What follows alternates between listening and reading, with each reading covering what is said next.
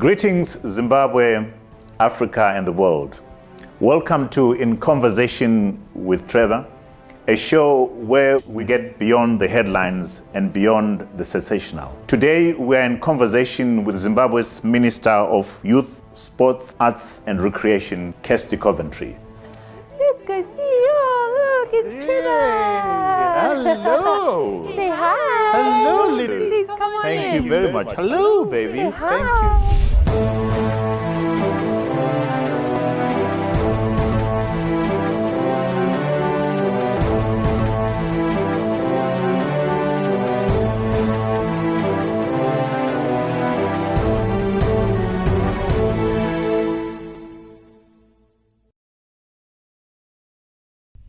Greetings, Minister, and welcome to In Conversations with Trevor.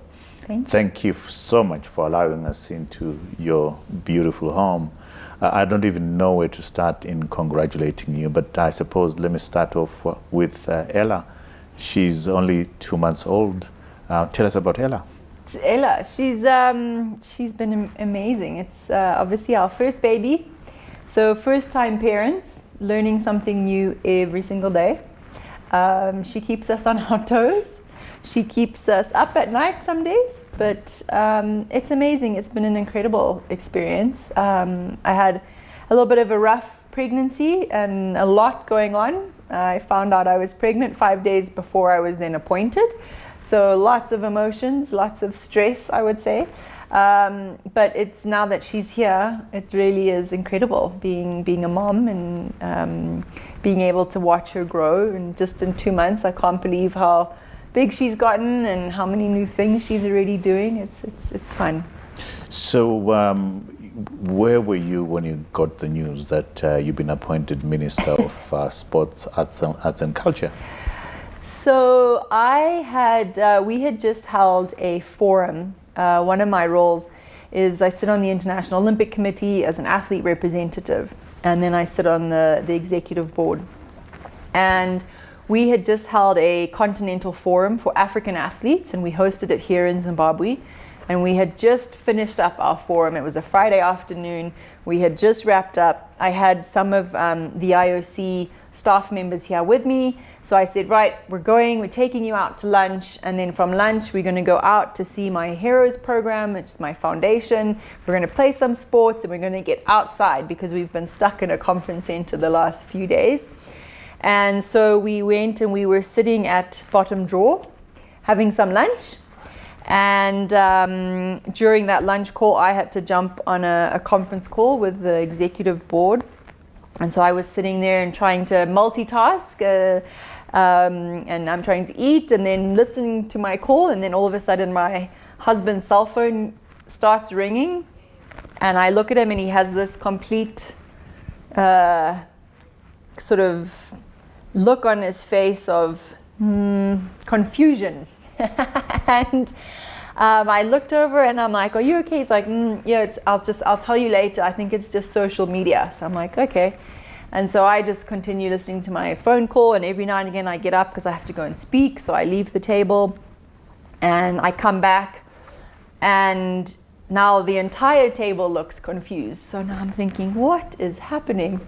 So I sit back down, I'm still listening. I have my headphones in my one ear, and I'm like, what's going on? He's like, you're Minister of Youth, Sport and Art. And I was like, no, I'm not. What are you talking about? He goes, yep.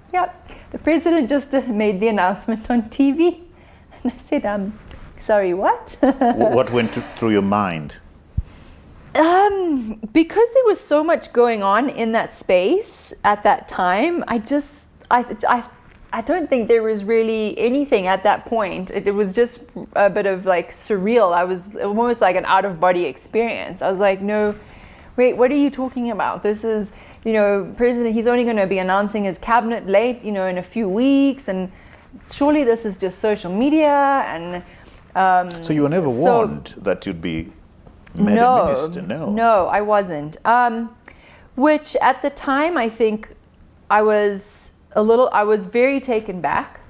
But at the same time, I was also very honored that my name had obviously been put into in front of him. Yeah. It's almost 11 months into the job. Yeah. How has been the journey? I would say it's been a rocky journey, and rocky not because of anything negative, or I think rocky in terms of just figuring out exactly what my roles and responsibilities are, and obviously not being and coming from either political party, navigating the politics. And navigating what people assume to be the truth. That's quite interesting. And navigating going from an athlete where you're very much loved, and if anyone dares say anything bad about you, you get annihilated, to now stepping into a role where I don't feel like I've changed as a person. My values, my morals, what I stand for, being a proud Zimbabwean hasn't changed. But having people assume or think that all of a sudden I'm bad, or I've changed, or now I'm siding with one party over the other. Or are you a politician, Kirsty? Have you changed into a politician from being a sport icon to a politician? No, I don't believe I have. I think I made a very clear decision in 2004 when I won my first Olympic medals, and I came back, and we all know as a country what we were going through there. And in 2004 and 2008, when again we had quite a divide in our country, I made it very clear to politicians and politics and parties that I wasn't going to be a pawn, I wasn't going to be used. And for me, that's still very important. So as long as I can come in and make change and create structures, and I can see that there are really good things that we can achieve as a ministry, then I'm more than happy to continue doing what I'm doing and to continue on this path. For me, it's very easy that as soon as politics starts coming into play and starts getting clouding and starts not allowing me to do my job and to make a difference and to change things that I think can be changed, then I have an easy decision.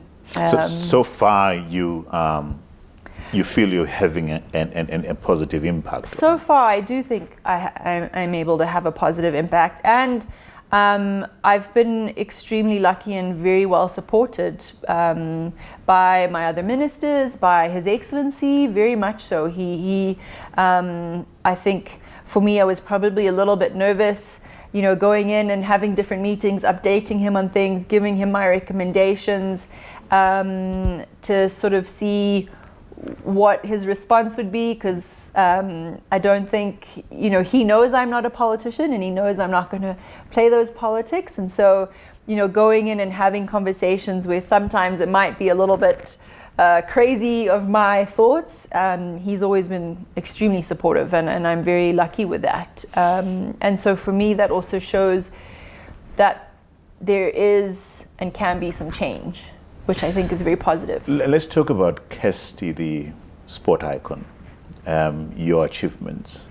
What has been the highlights for you as a sports person? I think, obviously my Olympic career have definitely been my highlights. But I think looking, now that I'm retired, looking back at my career and seeing where I came from and the journey that I took, I think I was extremely fortunate and very lucky to have the career that I did for so long as well. 5 Olympic Games, not many athletes can say that. And walking away with 7 Olympic medals, world records, being the best. Really, I think there's not really one particular moment that stands out, and I think that's where I'm very fortunate, is I have a bunch. But I also think a lot of the memories that are helping me in this position now and in my life are probably the times when it was really tough and when it was hard and when things weren't going right and when I didn't win those races, because that's when you really figured out your strengths and your weaknesses, how you cope with things.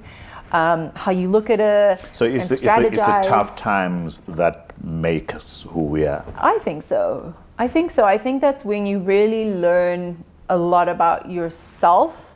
You learn, I think, probably more importantly, about the people around you, the people that are there to help you and guide you through a situation, or do they just abandon, jump ship? Right. When we started, I said there's a lot of things that we must congratulate you for. The women's netball team has done the nation a lot of proud. What has contributed to that? Well, firstly, thank you, and thank you for being so kind. I really didn't do anything. It's all the athletes. They're an incredible team. They're an incredible group of women. They are they want to do well. They have been training extremely hard for a long time. They made us extremely proud by just qualifying for the World Championships, and now getting as far as they did. They really have, I think, made us so proud. But again, it comes down to, I think, if I look at the ministry's role, the sports and recreation role, the federation's role, I think we need to do a lot better. In what areas? In areas of properly getting structures around supporting our athletes continuously. And you know what I saw with netball, and I was on maternity leave, but all I saw is all of a sudden people suddenly woke up and realized we're going to the World Championship, even though we knew last year. Then everyone jumped on the bandwagon. Then it was, fundraising here and fundraising there. And as wonderful as that is, I want to see if that's going to happen afterwards. It has to be continuous. We can't just suddenly wake up and be like, oh, next week we have an Olympic Games, we should get some funding. Well, the athletes have been training for the past 4 years. So where clearly the mother bodies are not doing enough to prepare. And I think that the mother bodies and the national federations try. And part of my job is, especially with the sports and recreation and with the new board that I've put in place, is to try and figure out how are we going to better support our federations, and how are we going to better get buy-in from the corporates, because we've lost that, and a lot of those corporate sponsors have walked away because of bad governance. Are you happy with where the Sports and Recreation Council Committee is? Yes, I appointed the board. I have a lot of faith in them. I think it's important to note that as much as I appointed the board, I also have faith in them, and I'm not going to micromanage, and it's not my place to then go and second guess everything that they're doing. Obviously, some of their decisions recently have brought us into today's world with the ICC suspending cricket, but maybe that's what we needed. Let's talk about that. The ICC has decided to suspend the Zimbabwean cricket because what they allege is political interference. What's your view about that? Well, I think they're completely wrong. I think the ICC chairman and the report of saying that there was government interference, I strongly disagree with. I've read their constitution. Now, if they had said that it was a public body that had interfered, then I can understand. But they've specifically said government interference, and there was no government interference. I did not interfere. I appointed the SRC board, which is the ICC have allowed countries like Afghanistan and Pakistan for their heads of state to appoint the chairman of their boards, and that hasn't been seen as government interference. So I'm extremely disappointed in the decision, and my disappointment is for our players. I know that both the SRC board and I would like to believe the chairman of ZC have and want and never wanted this to get to this far. I will be talking to both boards to look and see how we move forward, because I think at the end of the day, Again, I've made it very clear that my priority is the athletes. Without athletes, we don't have sport. And we know, and we've known as a country for a long time, that there have been different ongoings and not the best of governance within Zim cricket, and something did need to be done. So this dates back as far as 2018. I think even before that. Before that. Yeah. When we have, the nation has been dealing with allegations of impropriety within the Zimbabwe Cricket Board, to the extent where funds from the ICC have been mismanaged or not used according to the way that they should. Why wouldn't the ICC support a measure that is intended to clean house and bring about good governance and financial management within our cricket body? That's the question I would love them to answer. I'm not sure, and that is a question that I would, if given the opportunity, would love to ask the ICC and the chairman, because coming from a sporting background, that is what we want to see. We want to ensure that our federations are being governed correctly, especially when there is finance involved, and big amounts of finance. And it's interesting, if we this term about government interference, I feel is being thrown around very loosely, because no one really had a problem with government interference when we took on the debt. But now when we try to clean house... Why now? That's a good question. The one that I have not been able to... I've been following what David Coltart, former minister, and Henry Olonga, what their views are on what's happening. And the sense I'm getting is this is a terrible decision by ICC, which basically stops the cricket supporters and the players getting rid of an administration that has become a dead weight on the game. 100%. This isn't who is this hurting ultimately? It's not hurting anybody except for the players and for, as you said, the fans, and for Zimbabwe. It's how is this really affecting the board? It's not really affecting anybody else. I'm hoping to sit down with the former chairman when he comes back from London to chat with him. I would, there's been feedback that I've had that happened at the meeting that I would want some clarity on in terms of how the meeting between our representatives, or the representatives and the ICC board, how it all went down.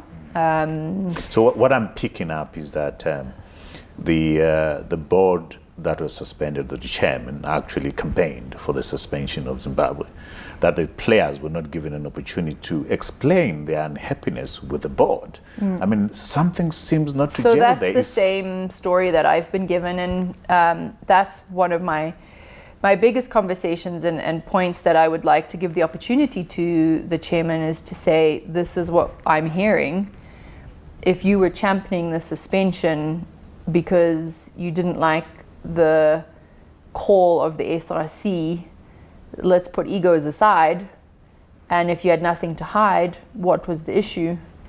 And to be very fair, as a chairman of a federation, your priorities are the game, and second, and the players first. So if you were championing the suspension, how are you proving to the fans, Zimbabwe, or the game, or the players, that you have their best interest at heart? I would like to give them that opportunity to answer those points, but those are what I would like to have answered. So as a nation, we have until October to sort out this issue, or the suspension continues. And the suspension is no funding for cricket, no games sanctioned by the ICC.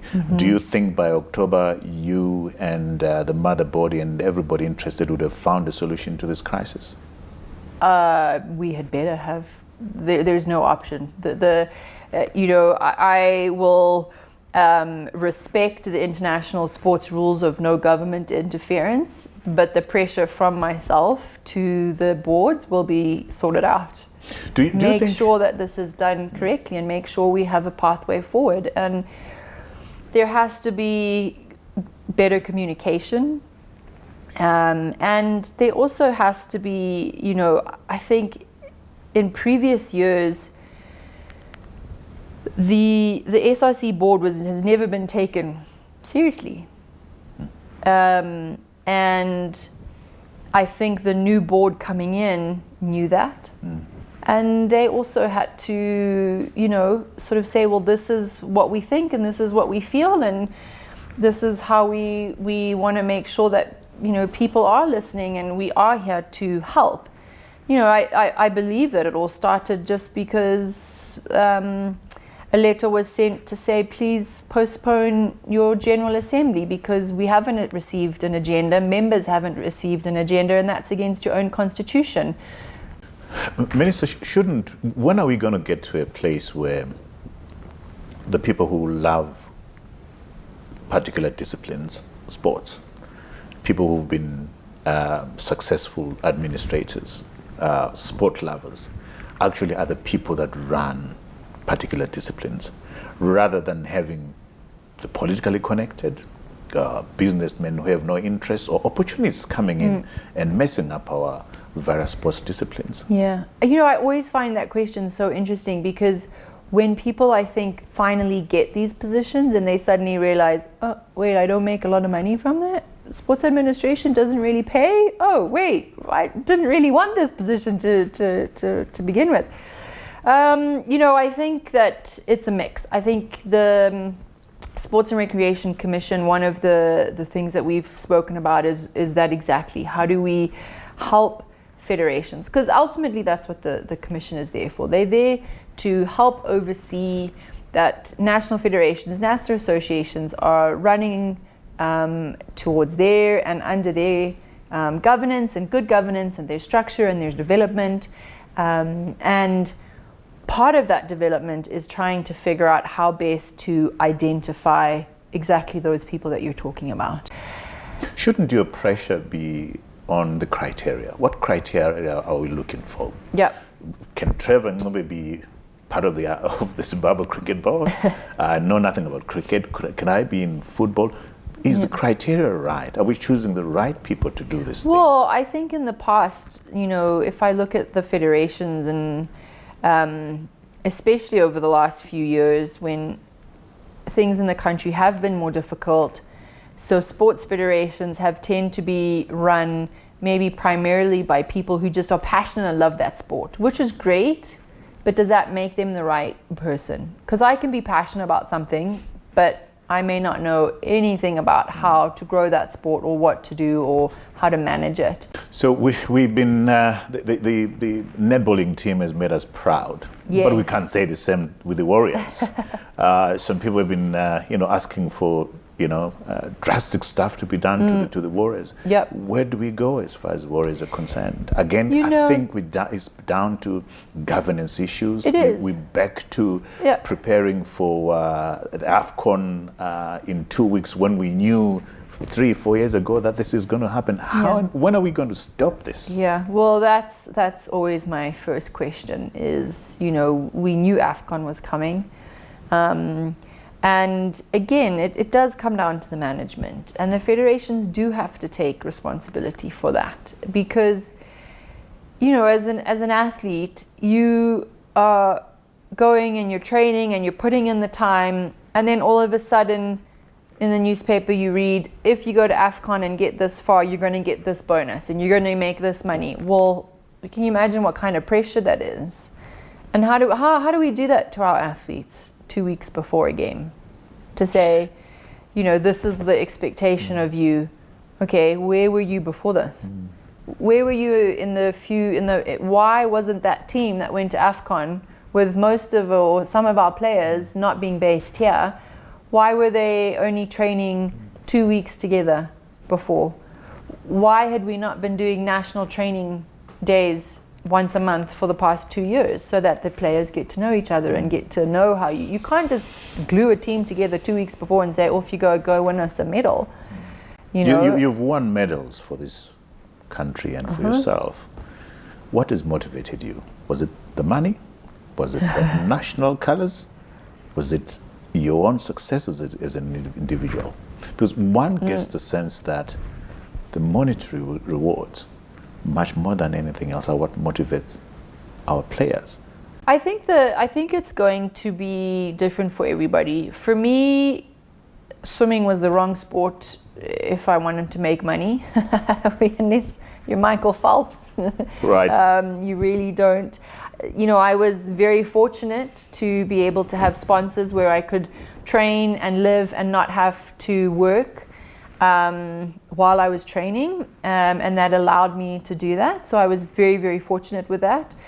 Obviously, when I was 9 years old, it was to go to the Olympic Games and win a gold medal, and that's sort of what pushed me and carried me. When I got to my first Olympic Games, realizing what the Olympic means, the values, the spirit of an Olympic Games, again, that kind of created that fire. And that's what led me to my first medals in 2004. And after that, it changed a little bit to me wanting to better myself and be like, how far can I push myself? What can I achieve as physiologically, what can I achieve? So for me, it was always about how can I try and get better? And then secondly, making my country proud. So how do we make our players feel and think the way you do? Being proud to represent your nation. We give them comfort. When our mother bodies are driving away the sponsors who would fund the business. Yeah, so that's what we have to change. So the reason I said earlier is I was very fortunate to have sponsors, and my primary sponsor, Econet. I was fortunate because they allowed me the comfort of knowing I could get up every day, not have to worry about where my next meal was coming, not have to worry about, am I going to be able to pay my rent? Yes, I still had to budget for things, but I had that opportunity. We have to be able to give our national teams that same comfort. Otherwise, we can't expect anything more from them. Can I put you on the spot and say, would you be able to achieve this in the next? I hope so. Term? I hope so. I hope that I can achieve that. It's part of what I firmly believe is one of the core challenges we have within our sport is everything is always done so last minute. We can't continue to keep doing the same thing and expect a different result. Right. For me, and maybe because I was an individual sport, it allowed me to go outside of the country and train and compete. And again, I didn't have a team, so I didn't have a huge governing body. So sponsors were coming to sponsor me as an individual, not as a team. And that's what's letting down our team sports right now. If we look at our Warriors, if we look at our netball girls, if we look at our rugby, if we look at our team sports, most of the corporates will always look at those governing bodies because that's who they're having to deal with. They're not dealing with an individual athlete. And it looks like they don't have confidence in those governing bodies. I don't think they do. I think slowly but surely they're starting to gain the confidence back in rugby. But that's been a lot of hard work by rugby. And our federations, Zim Cricket's a great example right now. The country, we've all had questions for the last 10, 15 years. Even if this board is trying and is doing everything right, they have to prove themselves more than anybody else because of their history. My last question to you is going to be, if you were to address the ICC right now, what would be your message to them? I think my message to them would just, I would want to really understand their decision, and I would want them to understand the decision that I believe was taken by SRC was a decision to try and help and clean up Zimbabwe cricket. And I would also want them to understand that their decision has hurt our players. And for a governing body, that for me is something that should never be done. Sitting on the International Olympic Committee, looking at the decisions that we've had to take as a body, the athletes have always been put first. We've always found a way to make sure that the athletes don't get hurt by something they have absolutely no control over. And for me, that's been the biggest disappointment with this decision from the ICC, is I feel that that just hasn't been given any consideration. Minister, on behalf of all the cricket-loving fans, thank you so much for allowing us to come into your home on a Friday afternoon. And we hope that come October, Cricket Zimbabwe will be back into the international fold, making this nation proud. Thank you so much. Thank you. Thanks, Trevor. Thank you.